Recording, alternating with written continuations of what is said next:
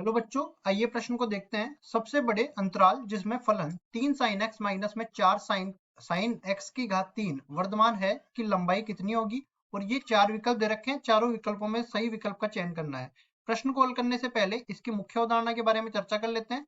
मुख्य अवधारणा, तो देखिए यहाँ पे वर्धमान की बात करी गई है, तो इस तरह से समझो क्या कि कोई भी मान लो फलन दे रखा है y बराबर में fx। तो जैसे ही इसका अवकलन किया और ये मान लो 0 या 0 से बड़ा मिल गया, तो हम लोग कहेंगे कि fx वर्धमान है। fx वर्धमान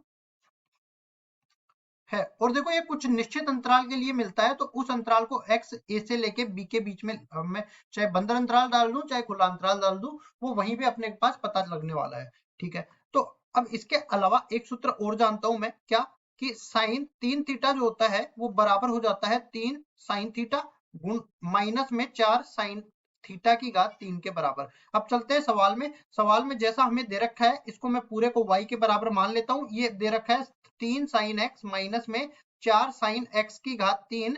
कुल मिला के इस पूरे को मैं लिख सकता हूँ y बराबर में साइन 3x।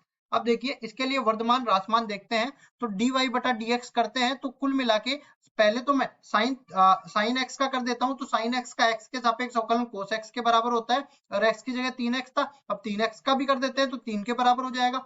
अब देखिए इसमें वर्धमान या राशमान देखना है हमें, तो क्या करेंगे, यहाँ पे देखिए हम बना लेंगे यहाँ पे चतुर्थांश। ठीक है, अब चतुर्थांश में हम लोग जानते हैं कि ये प्रथम है, ये द्वितीय है, और ये तृतीय है, ये चतुर्थ है।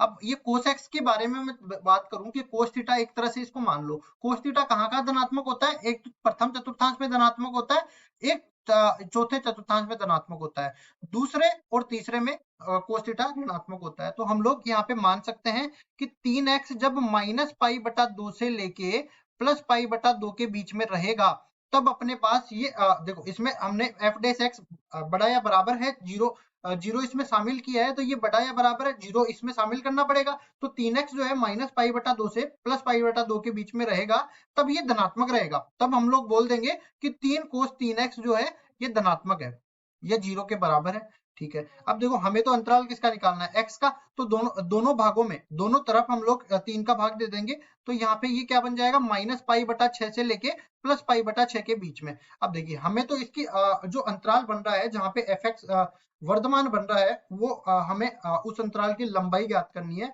तो हम लोग कहेंगे अंतराल की लंबाई, अंतराल की लंबाई, अंतराल की लंबाई किसके बराबर हो जाएगी, ये बराबर हो जाएगी पाई बटा 6 और माइनस में माइनस पाई बटा 6, इस तरह से बन जाएगा। कुल मिला के ये 2 पाई बटा 6, या इसको कह सकते हैं हम लोग पाई बटा 3 के बराबर। तो ये सबसे बड़ा अंतराल होगा जहां पे दिया हुआ फलन वर्धमान हो।